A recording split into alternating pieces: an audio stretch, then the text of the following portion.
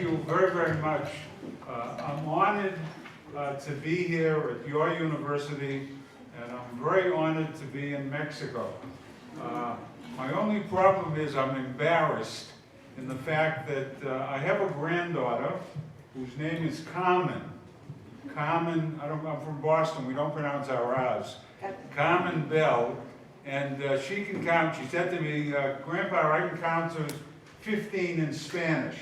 Her mother speaks fluent Spanish, but I, the grandfather, I, the professor, who comes to Mexico, cannot speak in Spanish. And for that I apologize. It might be that in future years you'll find more and more people coming from the north who also know Spanish. Although considering who's in the White House in the United States, that might not happen, since we're Americans, and Americans speak English. But that's a little sarcasm, and I'll get to my topic now. My topic has to do with minorities in American politics. I'm only going to focus on one particular minority, but in questions we can expand it. But basically what interested me as a scholar and interests me is what takes place, or what took place, what takes place, or what might take place in American society vis-a-vis minorities. There have always been minorities in the United States. There was a sociologist named Milton Gordon, who in the 1950s wrote a book called Assimilation in America. And he had this idea that what takes place in America, it's a process of acculturation, assimilation. It takes a couple of generations, but eventually most people become Americans. There was another sociologist named Nathan Glazer, together with the political scientist Daniel Moynihan, who became a United States Senator, who wrote a book called Beyond the Melting Pot. That was part of that thesis of the idea of assimilation. There have been several Latino-American scholars who have upgraded that. Now, what my talk today suggests, it might be the wrong paradigm for understanding what America is all about. In other words, there's a big question mark today whether we're still going to have assimilation. Now, I'm not suggesting we're not, because there are a lot of forces. But think carefully about what I'm presenting, because it sort of raises a question, what is America all about? Gordon and those people that favored assimilation always thought America is a special and unique society. It takes people from all over the world, different races, different religions, different ethnic groups, and it molds something called the Americans. That's not meant to be offensive to the Native Americans. They often are the ones left out, which is one of the ironies. But as they move to cities, and over the years with education and other things, many of them are also part of the great American people, or what it's become. So what I'm going to do is I'm going to focus on Jews in American politics, or Jews in American society, people that call themselves Jewish, and I'm going to look at three periods. I'm going to move quickly since we don't have a lot of time. The first period I look at is the 1930s, almost 100 years ago, a little less. And during that period, what's interesting is most American Jews during that time came in the 1880s to about 1920s. In the 1920s, the United States passed laws. They were frightened by two groups of people. These are the Americans. Who are they frightened about? They're frightened about Catholics coming from Italy and Eastern Europe, Poles, and they're frightened about Jews. Too many Jews, too many Catholics in the United States. So in 1924, they closed immigration. And they limited by country of origin. We'll come back to that. The other thing about the and Jews are first generation or second generation in the 30s. The other thing is the phenomenon of Hitler coming to power in 1933, threatening the Jews in Germany. He wants them out. The second period we're going to look at is the 1970s, 70s and 80s. And during this period, Jews have become much more American, and there's a major struggle by American Jews about Jews in the Soviet Union. That's what I'm going to focus on. And what does that tell us about Jews in American society? The third period is today, looking at the campaign and election of President Trump and asking the question, has something changed in America for American Jews and maybe for everyone else? Okay, the first period, the 1930s. Hitler comes to power in 1933. His policy was, and this is important to emphasize, to oust the Jews from German society, economy, and polity. In other words, he didn't want them to be part of Germany, didn't want them to make a living in Germany, and eventually he takes away their German citizenship in the 1935 Nuremberg laws. No one knew about Auschwitz in 1933. No one had this idea of a final solution. What Hitler was interested in, raus, Jews out. So the important point is that until 1941, that's when Germany attacked the Soviet Union in June of 41, most Jews in Germany and then Austria after 38 could leave. The Germans weren't interested in keeping them and in killing them, they wanted them out. The major problem for German Jews was they couldn't get out. Why? There was no place to go. So you see here in 35, those are the Nuremberg laws. That's when they take away citizenship. All Jews who were citizens of Germany, including veterans, no longer are citizens.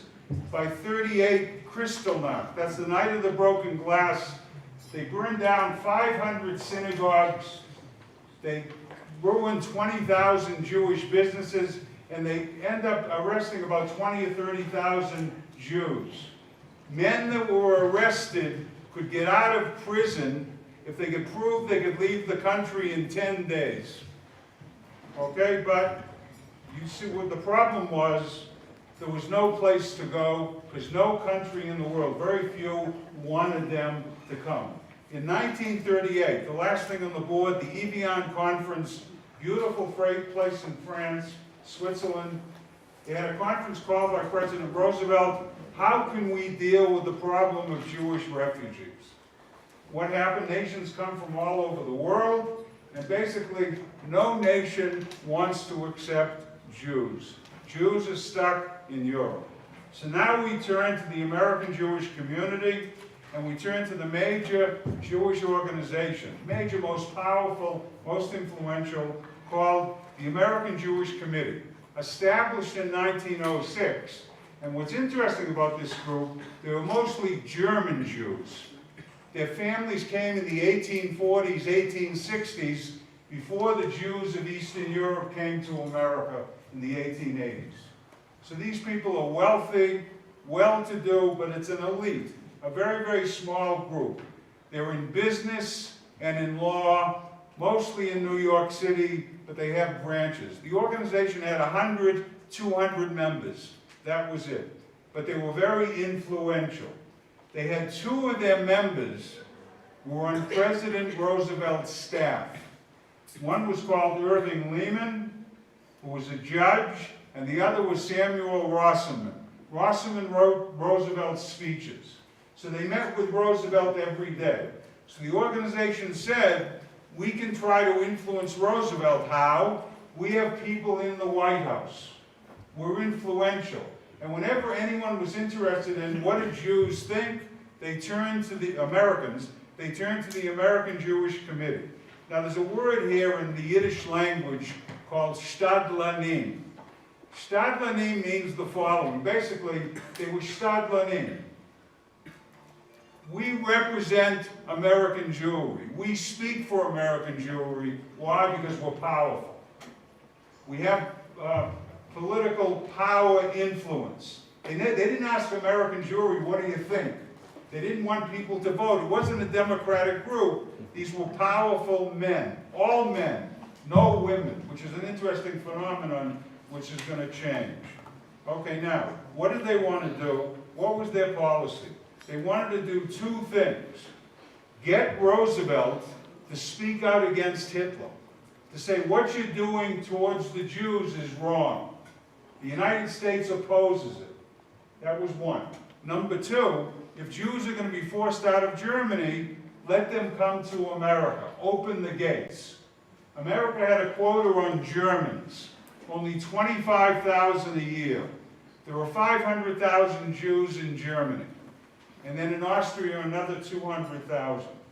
Okay, so what did they want to do? They wanted to influence Roosevelt. What was their approach? Quiet diplomacy. We speak quiet. We have our people in the White House. They'll contact Roosevelt. Demonstrations? Jews don't demonstrate publicly. Now, in other words, they said, when Jewish groups, other Jews, wanted to demonstrate, they tried to prevent the demonstrations. And they turned to Christian clergy. When rabbis wanted to demonstrate, they said to the rabbis, you don't demonstrate. It'll cause anti-Semitism, it'll cause negative reactions. So they went to Protestant clergy, and they said to the Protestant clergy, you demonstrate. People will notice, it's good. They also believed Jews don't criticize the President of the United States. God forbid. Because they were very, very insecure. But reality was, they had very little influence on Roosevelt. Roosevelt was interested in something else. Roosevelt was concerned about Hitler, but he was concerned about a war. He wasn't concerned about the Jewish issue. He really wanted the United States to support England against Germany, and the only way he could do that was he had to be very political about how he treated Hitler and how he opposed him, because most Americans in Congress did not want to go to war against Hitler, regardless of what Hitler wanted to do. Now, if you take, I have here a quote just from Adler. Adler was the president of the American Jewish Committee. He made the comment, if Roosevelt would have called, withdraw the American ambassador as protest, then everyone in America would think there's a Jewish plot. The Jews control America, which shows you how they thought. In other words, God forbid we should be successful to get Roosevelt to pull the American ambassador out in protest against anti-Semitism in Germany. It'll lead to more anti-Semitism in America. So it's almost as though they didn't want to succeed. Now, very quickly, on rescuing German Jews. The quota was 25,000. Jews were assaulted in the streets, their shops were burned, people were arrested, they lost their citizenship. Many of them wanted to leave. If you take a look at the figures, 1933, 1,300 refugees come from Germany to the United States. That included non-Jews. The quota was 25,000. That meant that 23,000 places were wasted. Why? And in 1934, only 3,500 come in 37, 11,000. What was the problem? American consuls, the State Department, did not want Jews in the United States. This has all been researched, documented. They wouldn't give Jews visas. For an example, in 1940, in 1939, there's a proposal in Congress. Let's bring in 10,000 Jewish children for 2 years. Let's bring them in, rescue them from Germany. War was already about to start in Europe. And what happened? It was called the Rogers-Wagner bill. It died in Congress. No support for it. So the gates remained closed. This word St. Louis refers to a ship. A ship of German Jewish refugees couldn't land in the United States. It ended up going back to Hamburg, Germany.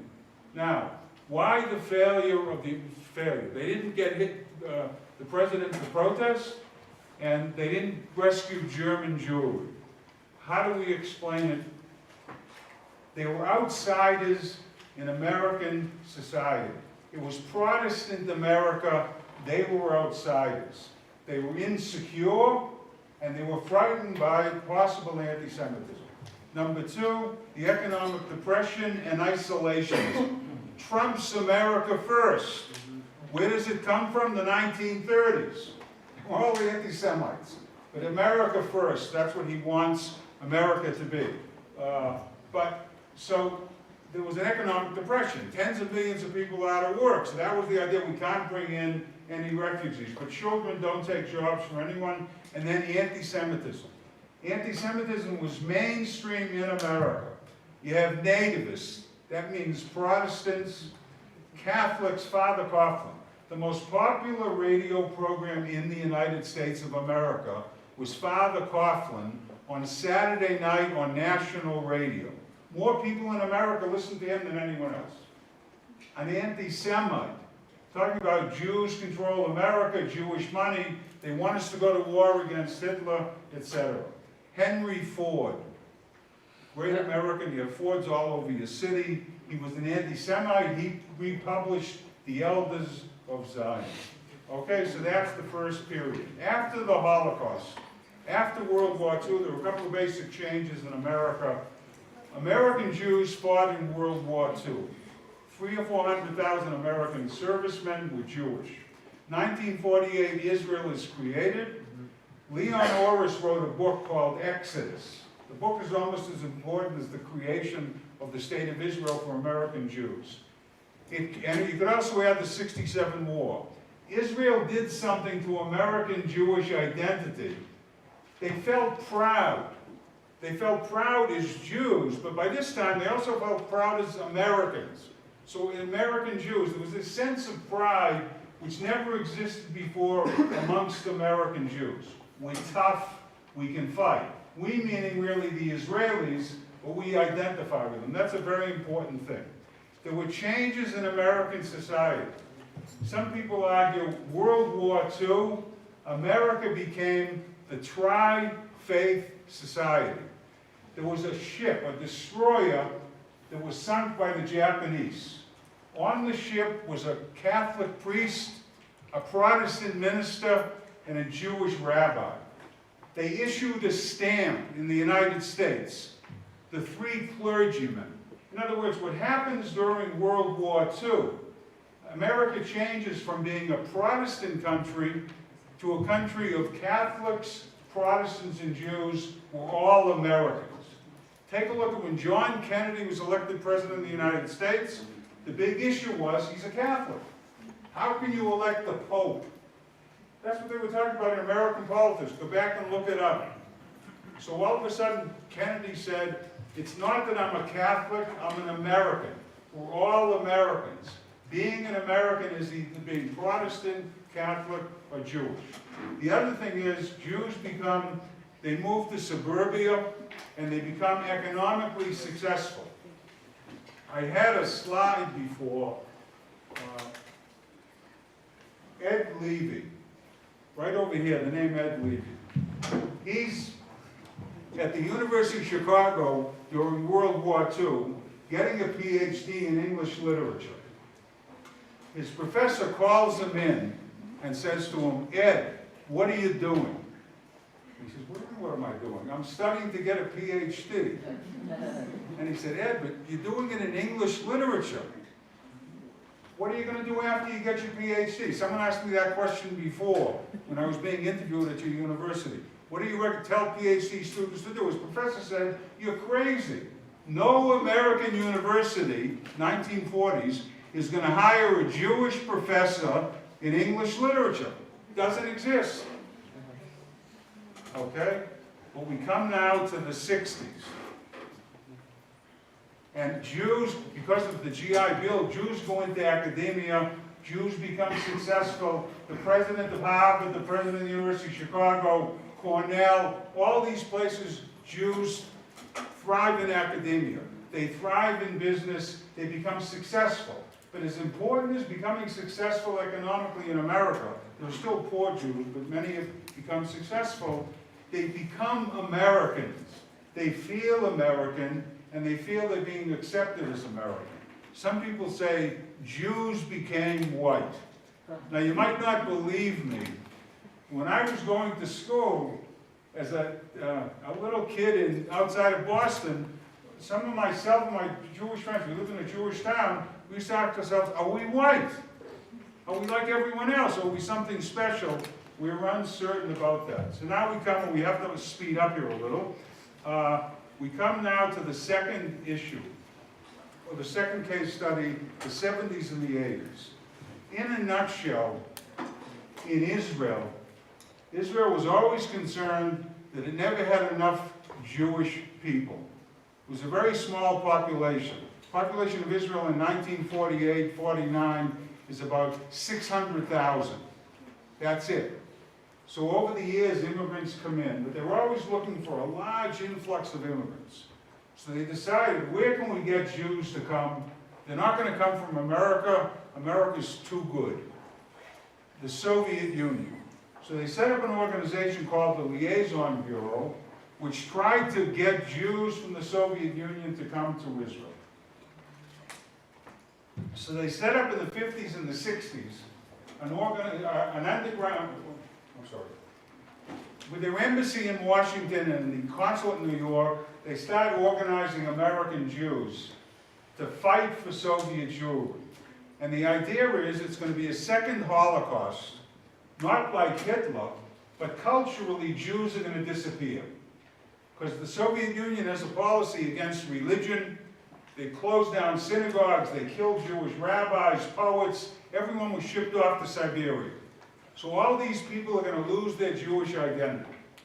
So Israel conducted that campaign. American Jews became very involved. So the American Jews that are involved, which included almost every major American Jewish organization, pressured Congress and the White House to pressure the Soviet Union to let them go. Either let them live as Jews in the Soviet Union or let them go to Israel. Now, for the Soviet Union, it was preferable for them to go to Israel rather than to the United States. The United States is the capitalist enemy. But you have to understand the Soviet Union. You have hundreds of minorities. Many of the minorities, the Ukrainians, they all want the Soviet Union out. They want the Russians out. But their homeland is the Ukraine. The Jews, they said their homeland is Israel. It's outside. So if the Jews are allowed to go, the same way Germans were allowed to go back to Germany, there are a couple of million Germans in the Soviet Union, it's less of a threat to the Soviet Union. Okay, so what happened? The American Jewish community organizes to pressure their government, to pressure the Soviet Union. So there was a thing called the Jackson-Vanik Amendment. Nixon, President Nixon, a while ago in the 60s, wanted to have trade with the Soviet Union, between the United States and the Soviet Union. The only way they could do it was to have the United States government underwrite it. And they had something called Most Favored Nation status. If they gave that to the Soviet Union could get loans in America. A senator named Jackson, who wasn't Jewish, from Washington State, suggested a resolution. We're going to deny the Soviet Union Most Favored Nation status unless they let the Jews go. So what happened? There's a controversy in which Jewish organizations favor the Jackson-Vanik Amendment. The president opposes it. So if you take a look at the date, April 30th, 1973, there's an organization called Presidents of Major American Jewish Organizations. They meet in Washington with the President of the United States. And they're sitting in a room like this. There were 50 of them. The President is up front here speaking and says, look, I'm President of the United States. I was elected by everyone, and I want trade with the Soviet Union. And I want you to support me because you're Americans. And all Americans are going to support Most Favored Nation status. Nixon leaves the room, and they have a meeting for 3 hours. Tremendous debate. In the end, they voted in favor of Most Favored Nation status. Now, I don't know if you can appreciate the significance of this. In the 30s, Jews wouldn't criticize the President of the United States. They wouldn't demonstrate. Here you have the leadership in 1973 saying to the President of the United States, we're Americans too. We don't support you. We support the Jackson-Vanik Amendment. In other words, they opposed the President. Publicly, they took a stand. That's the sign of a changing America. Something had changed with American Jewry. Now, if we take a look to finish this up very quickly, the success of the Soviet Jewry movement, what does it tell us? What they achieved was, between 1968 and 1989, 1989, the Soviet Union opened the gates. But during that period, when the United States limited the number of refugees coming in, every Soviet Jew that didn't want to go to Israel, wanted to come to America, got in. In other words, the gates were not closed to Soviet Jewry. That was because of this movement pressuring the President and the State Department. Second, in 1989, the Soviet Union opened its gates and allowed all the Jews out. Why did it do that? Something called détente. Reagan, the great Hollywood actor of B-movies, you see him in all these cowboy movies, he went to see Gorbachev. Gorbachev wanted détente, trade with the United States. Gorbachev said one condition, or many conditions. One is, let the Jews out.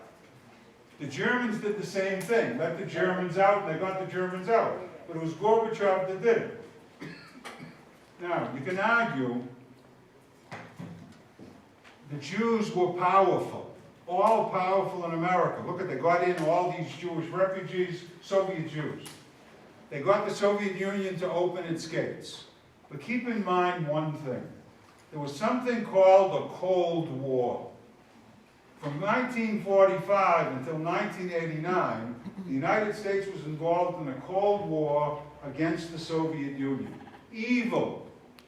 Evil was the Soviet Union.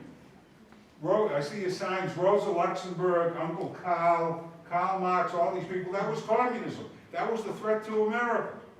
So what are these Jews doing? They want to leave. So most Americans, especially these right-wing conservative types, they all supported the Soviet Jewry movement because it was against the Soviet Union. It wasn't just because of Jews. The final point that I would argue here is what happened in 1989. The Soviet Union opens the gates,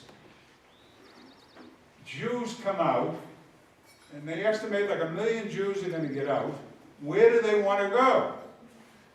They want to go to a place called the Goldene Medina. The Goldene Medina is the golden land in Yiddish Hebrew. Where's the golden land? Not Israel. That's too small, no economic opportunities. It's the United States of America. What does the United States government do in 1989, once the gates open in the Soviet Union? It closes the American gates. It restricts the number of Soviet Jews that can come in. I mean, the number was high, about 32,000. But if you're talking about 1 million, a lot of people aren't going to be able to come in. Why? You know, so you talk about the power and the influence of the Jews. What happened? They ended up, if you can't go to the United States, the Goldene Medina, there was a place called Israel. Israel wants everyone. So they all went to Israel. But that's something to keep in mind. But there was a sense at the end of the Soviet Jewry movement, and this leads me to the final thing. I think I still have a couple of minutes left. We have arrived. Look, by the year 2000, the Democratic vice president nominee, probably cost the election, was Joe Lieberman Jewish. If you take a look at the Supreme Court of the United States, last time I got it wrong, but there are 9 judges. So if you look at the last 10 years, 3 of the 9 judges happen to be Jewish. And there would have been, if Obama had succeeded in getting his judge nominated and accepted to the Supreme Court, it would have been 4. Okay, thank you. It would have been 4 out of the 9. The Senate of the United States, out of 100 senators, there are probably anywhere between 9 and 12, depending upon who you count as being Jewish, over the last 20 or 30 years, have been Jewish Americans. So there's a sense of American Jews have arrived, we're accepted, we belong, we're part of America, we also have some influence. And then comes the 2016 election. Okay, and we have your candidate, Donald Trump. He attacks two major groups, I don't know how you want to define, 2 or 3. He attacks Muslims, the Muslim threat to America, Islam, Muslims, Arabs, and immigrants, especially from Mexico. And he talks about criminals and crime, and I don't want to go into everything, but basically the way he sees it, and a lot of his support is American society is being polluted. It's like the way they talked in the 1920s about the Italians and the Jews, the Catholics and the Jews coming into Protestant America. Look at this, a guy, I have a cousin that's a right-wing sympathizer. He sent me an email while I was here in Mexico. Billy Graham's son is also a minister. And basically what the argument is, it's hard for me to believe it, the argument is male white Protestants built this great thing called America, United States of America. And everyone else is a threat to it. Okay, and now, and this is Trump. This is Trump with the idea of Mexicans and especially Muslims. But the Mexicans and the immigrants, the Muslims and the terrorists, also coming now as immigrants from the Middle East because of the war in Syria. Trump brought up the issue. He was being sued. He ripped off, took advantage of tens of thousands of people who wanted to go to Trump University. But it was a fraud organization. And he was being sued in court. He lost the case. Who was the judge? The judge was an American judge whose parents came from Mexico. So Trump made the issue, how can I get a fair trial? It's a Mexican judge. Now, they brought up, there are people, they're trying to pass laws in some states, including Oklahoma. They want to have a law against Sharia law. As though someone is interested in having Sharia law to become the law in America, they want to make sure there's a law that says Sharia law cannot become the law in America. I mean, it's off the wall. But if you bring up the issue of Sharia law, they're bringing up the question, can Muslims be Americans? Look, when you become elected to Congress, you take an oath. Americans are religious, separation of church and state, but you take an oath on a Bible. But it could be the Old Testament, the New Testament. Someone running for Senate, his platform was, you shouldn't be able to use the Quran as a holy book when you take your oath to God. I mean, that's okay. Now, one of the things to keep in mind, if a major candidate running for president of the United States, now in the beginning, he's a nut. He's a fanatic. He's never going to get nominated. So he's an extremist. But if he's suggesting that maybe Muslims can't be good Americans, you're not that far away. If you want to move one step further, what about Jews? Although he doesn't say that. He doesn't say that. And he's a fanatic in the beginning. He's extreme. He's got 20, there are 15 to 20 establishment Republicans running against him. Now, but Jews are also attacked in the media.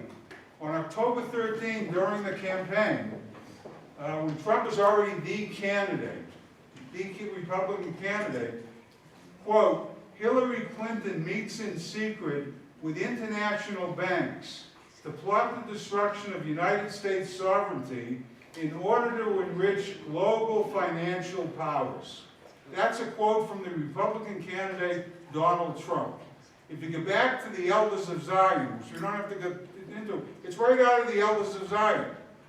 That's what it is. At other times, his campaign, they focus on George Soros. That's what we call dog whistling. The people on the right, the extremists, the anti-Semites, you say Soros, you say Jew.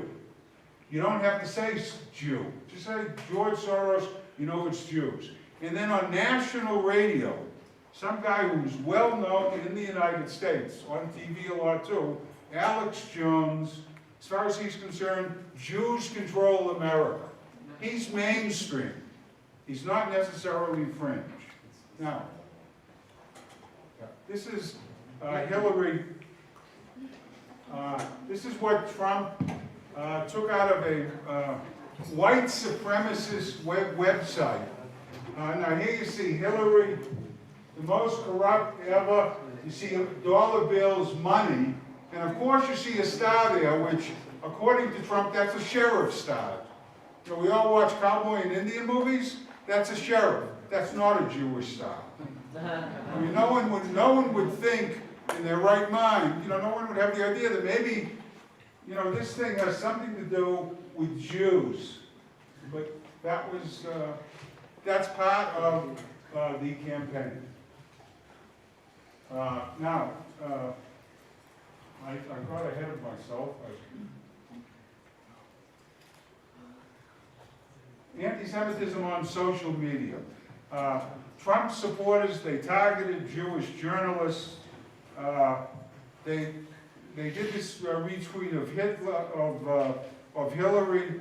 Breitbart, Bannon was in charge of Trump's campaign, the last manager of the campaign. He had a news media company on the web called Breitbart he was running. He claimed with a platform for the alt-right. Alt-right are the anti-Semites and the white supremacists, anti-immigrants, anti-Mexican, and everything else. And the final thing that I just wanted to mention here is the final Trump video, and I put, you can look it up on the internet, I have the citation here. It showed, it was his last thing he put the day before the election. Excellent, first-rate piece of political propaganda for a campaign. And what does it talk about? It talks about international banks, money interests from around the world taking over the American economy, exploiting America, exploiting American workers, right out of the Elders of Zion. And then it shows 3 pictures of 3 Jewish Americans. Again, this is his campaign. Now, the important thing is it's neither condemned nor disavowed. You have an influential public figure who enables, tolerates, excuses, and pumps Jew haters. Trump says during the campaign about Alex Jones, goes on his television program, radio program, your reputation is amazing. David Duke, who was the head of the Ku Klux Klan, former head in the United States, comes out in favor of Trump. They asked Trump about David Duke. I don't know who you're talking about.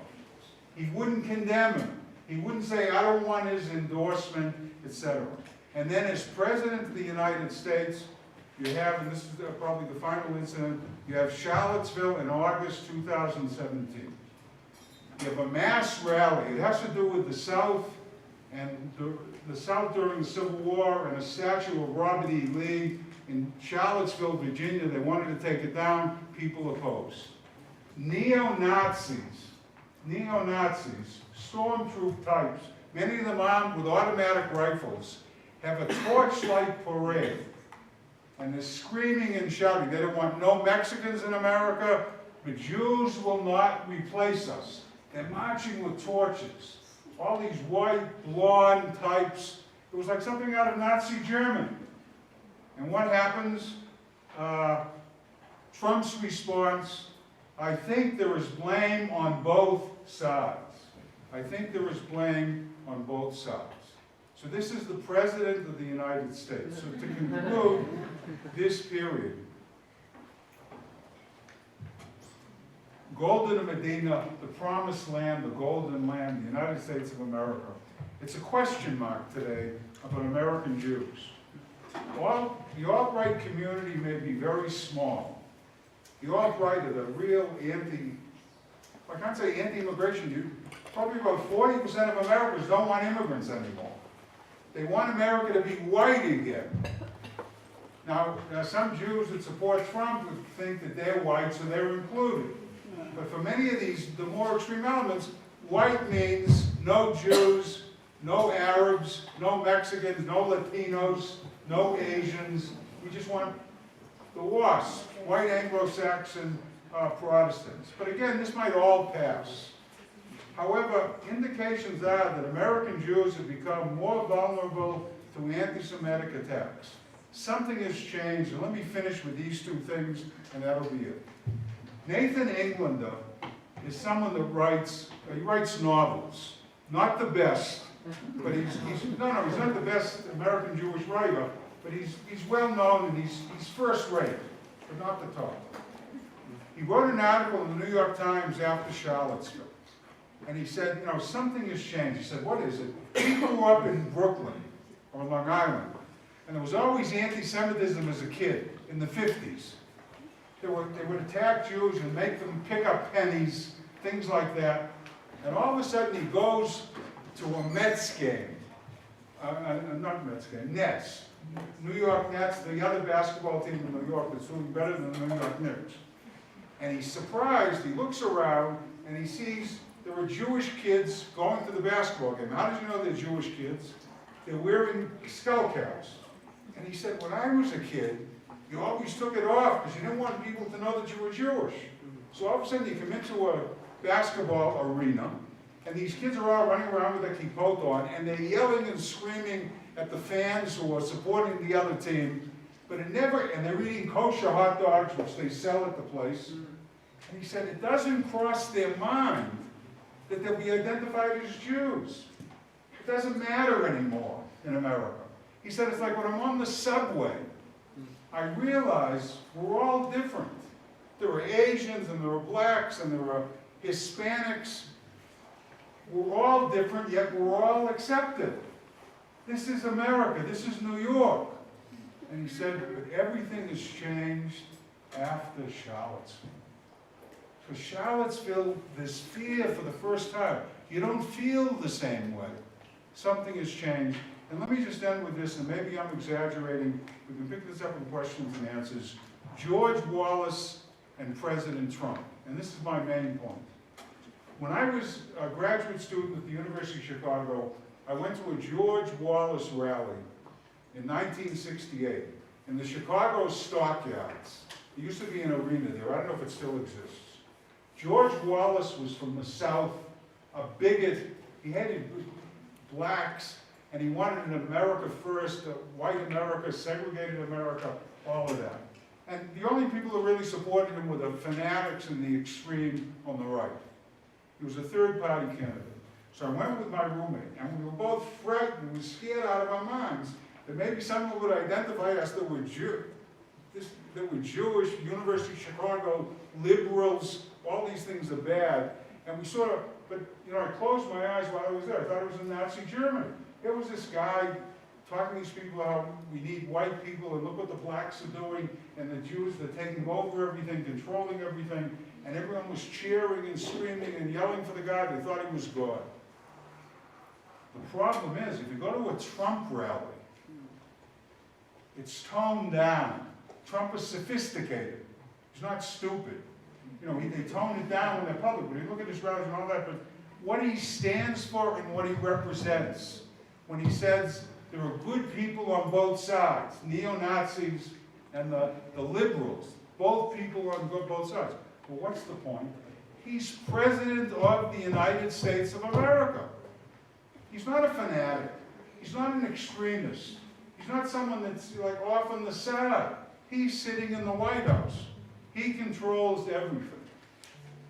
And as far as he's concerned, he's an American firster. And he wants to make America great again. And that great again is a white Protestant America. Otherwise, I gather they accept the support of Catholics and those Jews that want to help them too. So with that, I finished. Thank you.